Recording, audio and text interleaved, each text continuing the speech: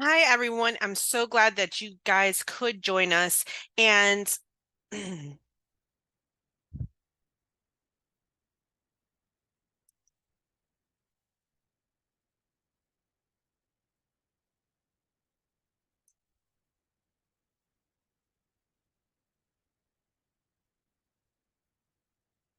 hi, everyone. I'm so glad that everyone could join us today for a really quick Q&A from a follower here of Linda Love Talks. And he messaged me and he had some amazing questions. And his name is Eduardo, and he is from MSU in Denver and University. And his questions were really great, so I decided to share with you guys as well. He wanted to know the following. What is some advice that you wish you had received before graduation and pursuing a career? Ooh, I think the best question is that when you pursue a career, it's not just the career. It's not just your 9 to 5. There's so much more that goes on with regards to your career, and that you definitely will have to juggle and balance between your other priorities, such as family and love, as well as your career. The second question he asked me is, what advice do you have for me as a first year college student? Oh, my advice as a first year college student is really take it all in. Take everything in as your first year, live in the moment, try not to stress too much. Learn how to use some stress management techniques so that once you do graduate and you're in the real world and you have a full-time job or even two jobs, stress won't get the best out of you. So always incorporate some downtime, take a break in between studying. Um, I would tell you to have some fun, go out, you know, I would say field trips, but yeah, go out and uh, find, participate in clubs and, do your homework first, get it done, and then have a great moment. Go out and enjoy with your classmate and friends. What steps did you take in college to be successful after college? That's a great question, Eduardo. And for my viewers who will be watching this, what steps did I take? Um, I realized that I didn't really have um a leg up in any industry, and I really realized how competitive interning and entry level positions were. And I did realize that I wasn't coming from an Ivy League university, that I wasn't coming from an Ivy League situation, and that I realized that I wasn't affluent and that I didn't have influence or anyone of influence to position me in a better job or anything like that. So with that said, what I did was it was very hard for me to get an internship. I started working as a paralegal while I was still in school. I found a job. It wasn't the best job and it definitely didn't pay and it didn't have health benefits, but I needed experience, so I took it and I tried to make the best out of it. And after that, I worked in a few small boutique law firms. And then I realized that I really wanted to have a career in corporate. And the only way for me to go about that is if I got some experience in a corporation. So then I was looking all around websites and internet and just wherever I could find. And then I saw an ad for Warner Music Group and Warner Music Group internships, and I was so ecstatic. I had at that time an associate's degree from Berkeley College, and a, I was, what it was, 8 months away from graduating with a bachelor's degree. And at that time, it was completely legal to offer internships and have an internship and obtain an internship that was free and unpaid, which was very difficult for a student like myself. I was already working three part-time jobs in order to, pay for the bills that I had and to be able to live and have a car and have car insurance and so on and so forth. And it was very interesting because what I did was I found out who everyone in the company was, basically. I went after and looked for everyone in HR.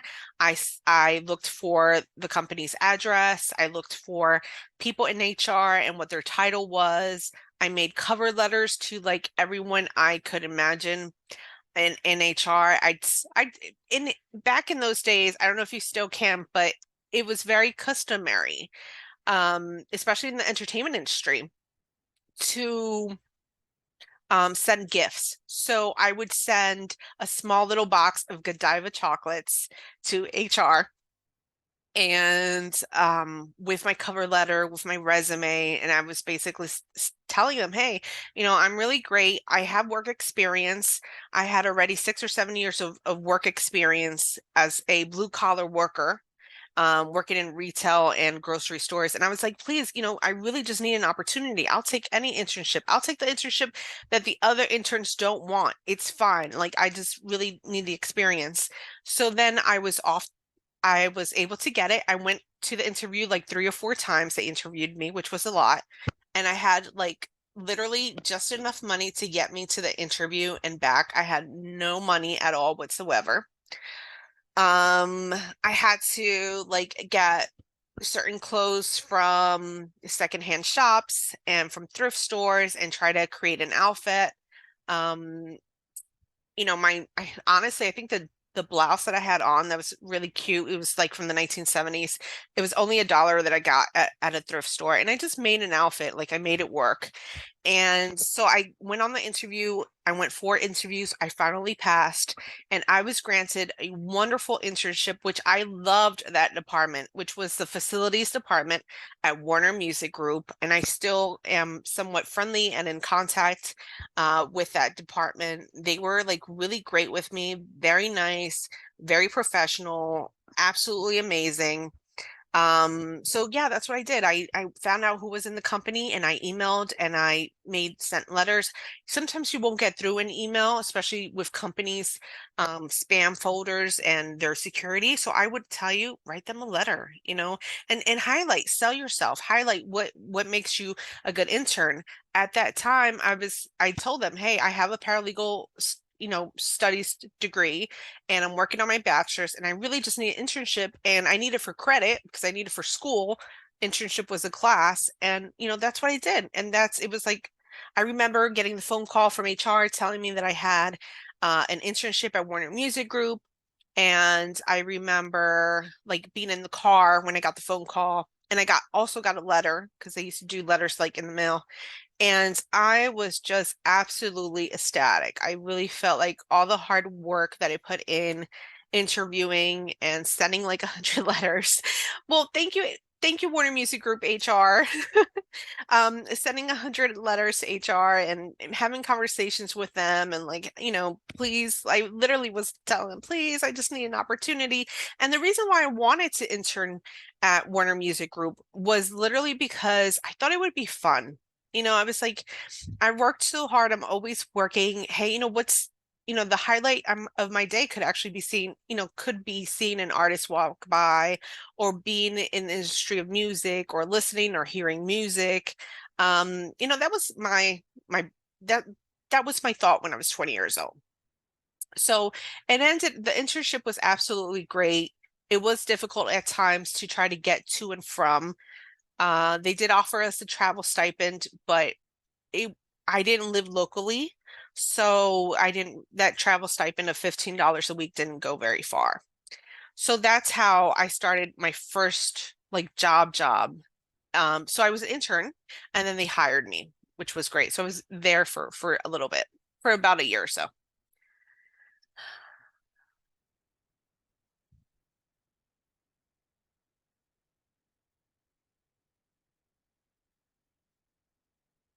When do you start looking for internships? 6 months before you have to do an internship. That is the answer to that.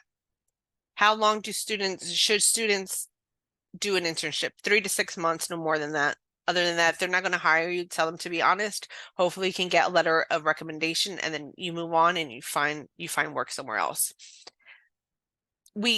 Eduardo also has this other question. We covered business ethics in class. Have you ever dealt with people that acted unethically in the workplace?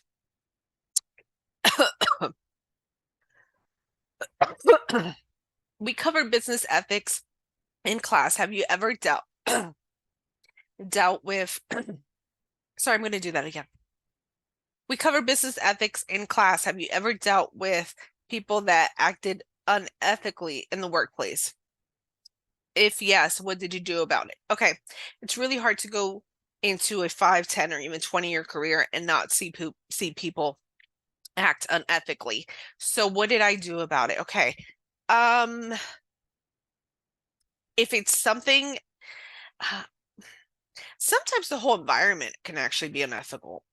And when you come across a work culture or department culture or environment that is completely unethical, the best thing you can do actually is give them your 2 weeks notice.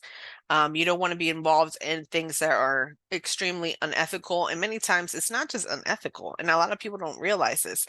Unethical many times equals legal or borderline legal. So I think many people don't recognize that or realize that. So ethics is very important across the board. It doesn't matter if you're in business, legal, politics. Um, yeah. So that's what I have to say.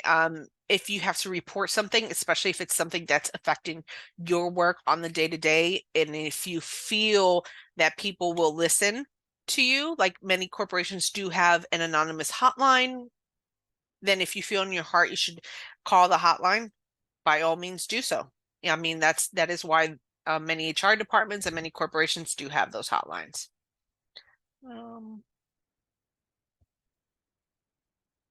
How do you or your company contribute to society? Oh, well, with regards to me and with regards to my podcast, I'm always contributing to society. It's actually like public education, and I'm also an academic, so I'm always contributing to society. I always want people to have the best information that they can, and I always try as a researcher to give them the best information that I can find and that I can actually research. And I also like to um, bring in experts in many fields, and that's what Linda Love Talks is about. It's about your career, but everything that it is involved in your career. It's not just your 9 to 5. It's your networking, it's your socializing, it's your health, balancing your health. And that's why I have health experts coming in to the show. So it's about all those things, because all those things create your career. It's about your relationships. It's about how do you see yourself, and what do you want to be known for? I think that's the most important in life. No matter how much money you make, it is best to always conduct yourself in a way that you want to be known for. What do you want to be known for? Because your reputation carries, and it will carry you throughout your career.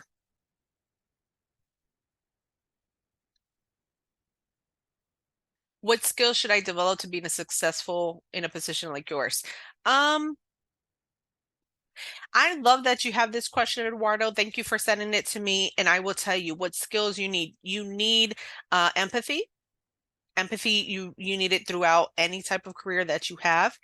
You need to be able to understand the other person, your coworkers, if you work in the medical field, your patients. So empathy is very big, and a lot of people, I sometimes feel like we live in a non-empathetic world. So empathy is very big. Never stop learning, because life never stops teaching us at all. So always learn, always become an expert. Don't just do your job at minimally. Do it to the best of your absolute abilities, because you're not just servicing your career and your boss and the company as a whole, but also the world and the customers and the people in general. It's really a full circle.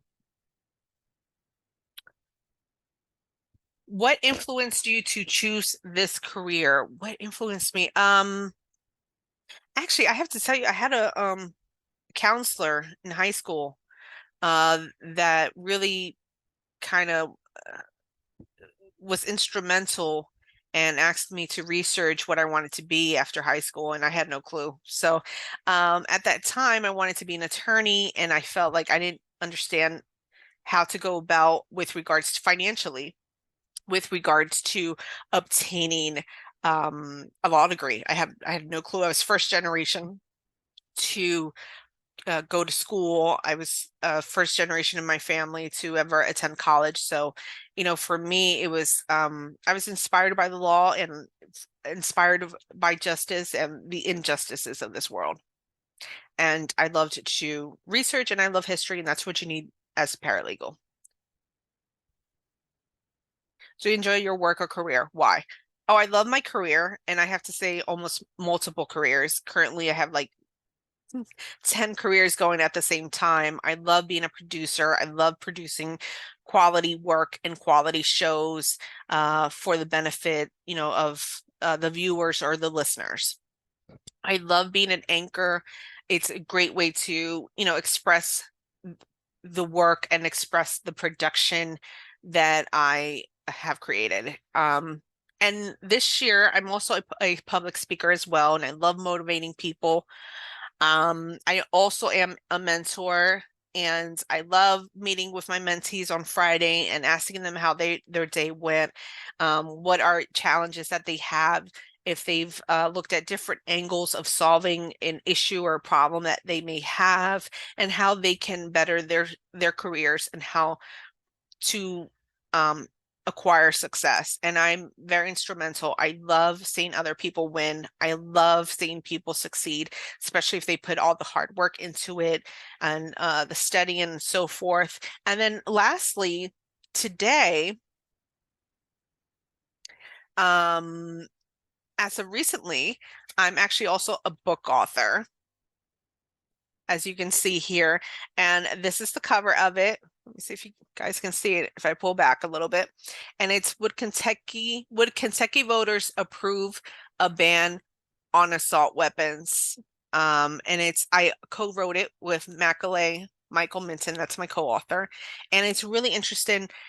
We go through, I researched a lot for this and I researched the history of it. So if you're interested whether we should have in the United States, whether we should have gun control or gun rights and what if there's a balance of that, and if you're interested in laws and gun rights or amendment or constitution, you should definitely check out this book. Definitely. Any person who's a law student or a paralegal, it's a great book to have. You'll probably will need it to reference for your own research papers in the future and so on. And then this year as well, I also launched this book, which is this book right here. And it's called Can the Law Regulate Social Media and Should It?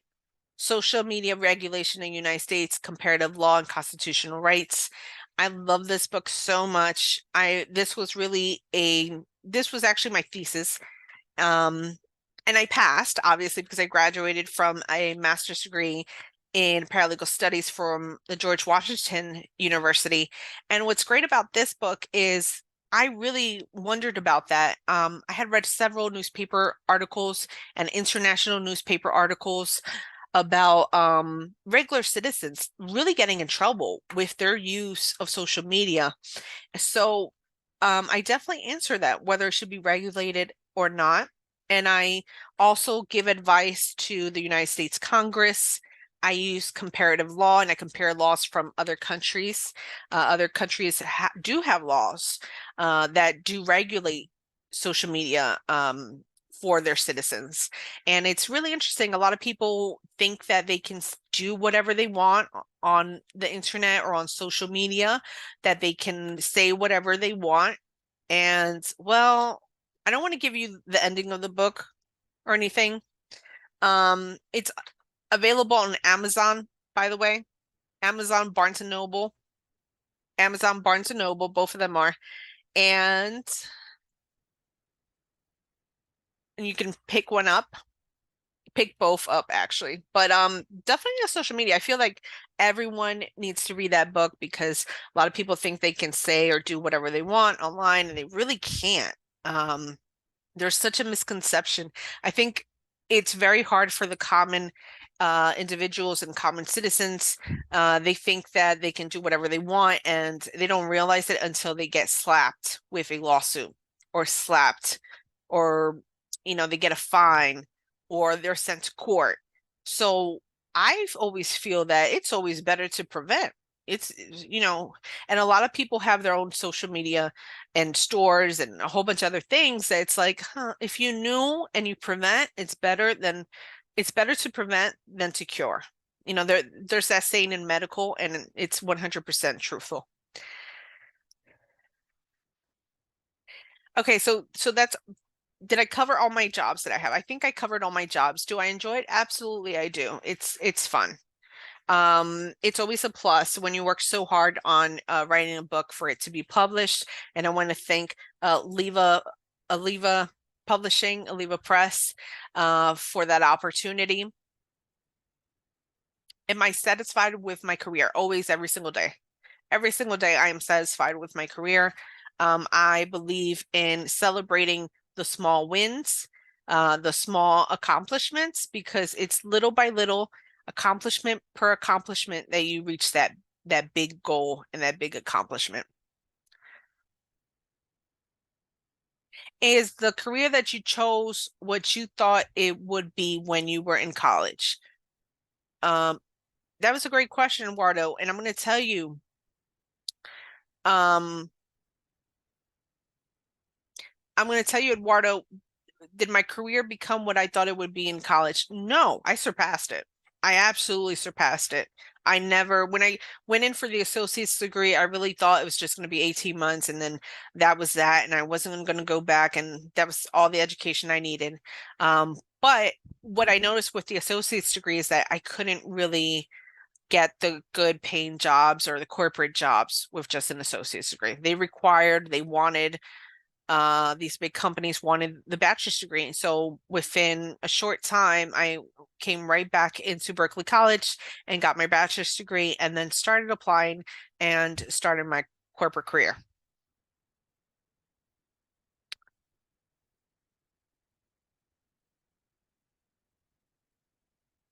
Yeah, so my college major, I've had three majors so far. So the question is, what was your college major and why did you choose your college major? That's a great question, Eduardo.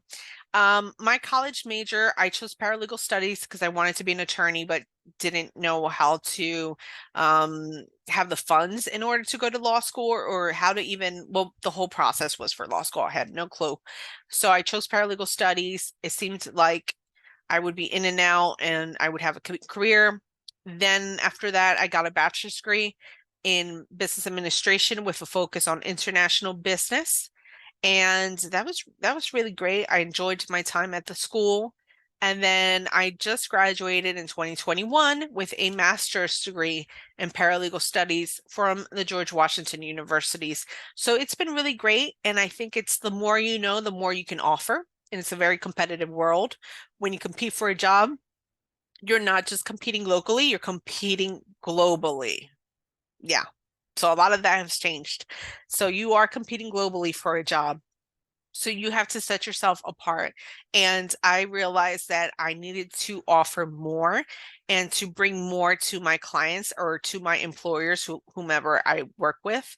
And it's so important to have some type of or some level of expertise.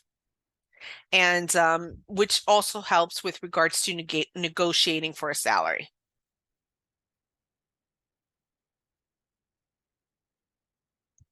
Ooh, okay. One of the question is, how did you know your job was for you? That's really interesting. I think that's where it comes to your intuition and your gut instinct, if you like a place or not. Or sometimes it's kind of like a bit of a rash decision. Sometimes it's like, hey, I need a salary and they seem like they want to hire me and I'm gonna say yes.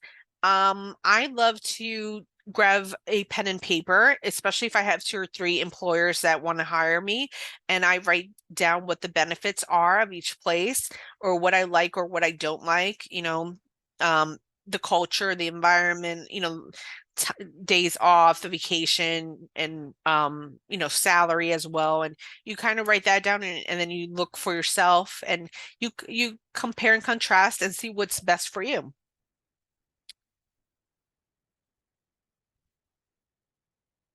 Oh, okay. The next question that Eduardo sent, one of my viewers here, have you experienced any communication barriers at work? Absolutely, especially the entertainment industry. That was horrendous.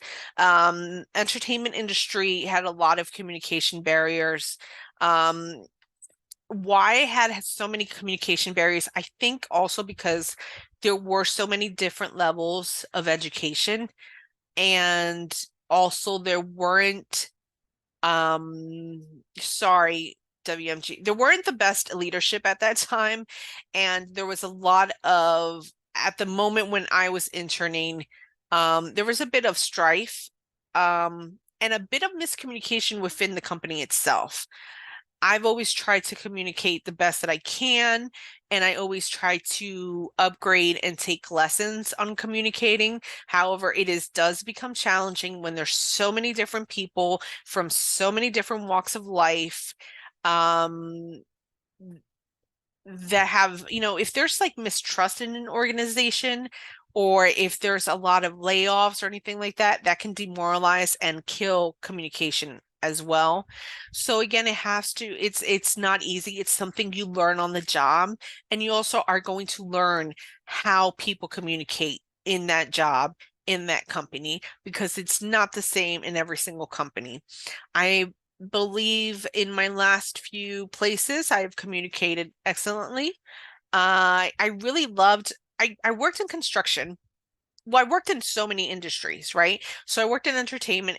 Entertainment is a very hard industry. I enjoyed it as an intern. I worked there as an employee. It was okay as an employee. And I'll tell you more about that later on. And then I worked in academia, an academic. I worked for a college. I worked in admissions, and I liked that job. There was a lot of downtime though, so I didn't like the downtime. I like to be busy and constantly working. And then I've been a paralegal for so many years, and but luckily I was hired in corporate and was able to be an in-house paralegal and work in a legal department or work in a construction company alongside engineers and with outside counsel. And I thoroughly enjoyed it. And you just learn. You learn how to communicate. You can learn by watching others. And again, every company culture will set its tone for communication. And it's not easy because um you have a few bad apples. Many organizations do. And it's the bad apples can really create a lot of drama in the workplace and create conflict. We've always had, no matter where you worked in any job, you always had one person that was a coworker that was difficult, that didn't like working there, that complained, and etc. And sadly, it's part of the job. You have to kind of like, shrug your head and nod and so on and so forth. You are always going to have a sad Sally and a complaining Nancy, and those type of folks in any job. And then there's people that want to come in, want to do their best job, which is me, want to punch in, wants to punch out and have a great weekend, or enjoy, the other aspects of their lives, which that would be me. Uh, do you want, what's the next question? He sent me a lot of questions. Do you want this job for the money, or do you truly want it? Both. Of course. Who does it? I mean, if it's not volunteer work, right? You need money. I mean, most of us need to pay for a roof over our heads. So yes, absolutely. And when you enter into any type of job situation, work situation, it has to be amicable. It has to be beneficial for both parties, or else don't enter it. If you get a job and it's below your standards of living, or it's not going to help you pay the rent. Why work those many hours? Or you're like, okay, I'll take this job, but then I'll take another job to help me pay for things. So it's really, you really have to look into that. And that's one of the things I do teach my mentees about is knowing your worth, knowing what, researching your salary, researching requirements, and knowing your worth, and negotiating for that salary.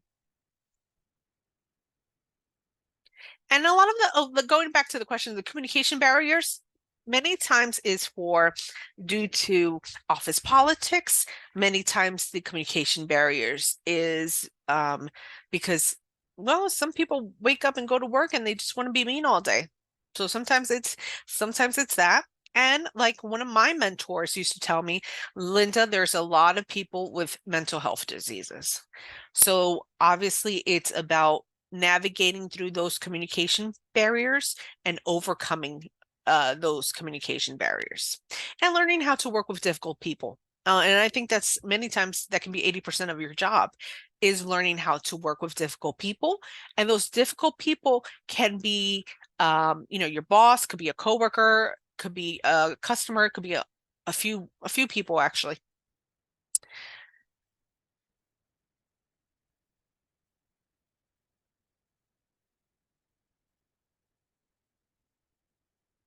Oh, this is a great question. What does your daily schedule look like? Busy. I'm very busy as a book author, um, as a speaker, as a podcaster, as a producer, as a mentor. I'm very busy. I'm always producing, I'm always creating. I like to use being creative. I like to do a public service by, there's so much false information, but by giving the people globally something real, something they can relate to, and something that maybe can help them solve, one of their own issues or problems that they have. What is your daily schedule? What is exactly that you do? Oh, I love that. Whatever LinkedIn, my LinkedIn profile says. I do a lot. So like again, it could be half a day, writing, establishing meetings. It could be researching. It could be looking into new laws. It could be helping one of my mentors. It could be speaking with attorneys. It really ranges. And it's very busy. Have you had any bad experience with client firms? Yes, we all do. That's called work. Uh, and then the next question is how do you deal with it? Well, you know what? I love these questions. I think they're excellent questions for a student in their first year of college. And I will tell you, the best way that I learned how to do that was that I took out books on how to deal with difficult people. There's a lot of wonderful professional books out there that will help you with regards to dealing with, bad firms and debt and bad clients as well. And I think that definitely use those resources. You don't have to purchase them. You can also borrow them from your local library. And that's what I do, and that's what I've done. And I've also had wonderful managers that I've been able to learn from as well. So I want to thank Eduardo for sending me these wonderful questions. Eduardo Padilla he's a student from Metropolitan State University in Denver, I believe Denver, Colorado, I believe. Yeah. Denver, Colorado. These are some great questions. Thank you so much for sending these to me and thinking of me and thinking of Linda Love Talks podcast, which is on Spotify and Amazon, and it's free.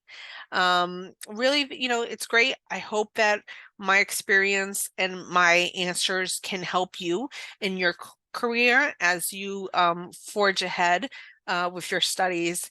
And I know you're probably looking forward to graduation. So thank you so much. Thank you, Eduardo, for sending that. I love talking to students and answering questions when I'm able to and I have the opportunity and the chance. Yeah, so it's great. So thank you so much. Again, I wanted to just let all the students know, if you're a legal student, a law student, an attorney, a paralegal, this is the book for you to get right now. This is a very hot topic. Can the law regulate social media by Linda Lemos? It's It's by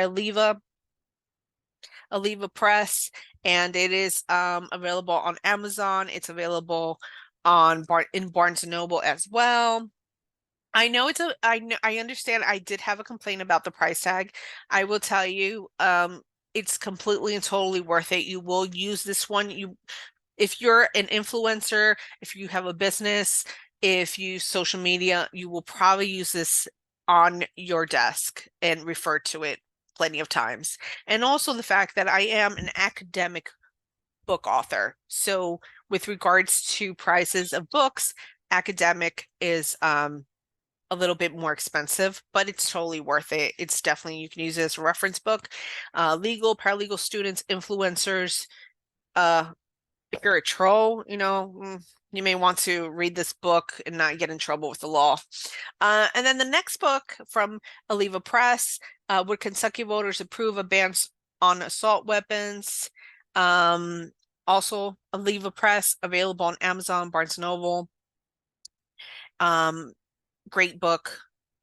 Do we need to ban them? What does the Kentucky voter say? We actually went out and polled them, so we know. So great. Thank you so much. Have a good one. And remember, never stop learning, because life never stops teaching us. Till the next time. Bye.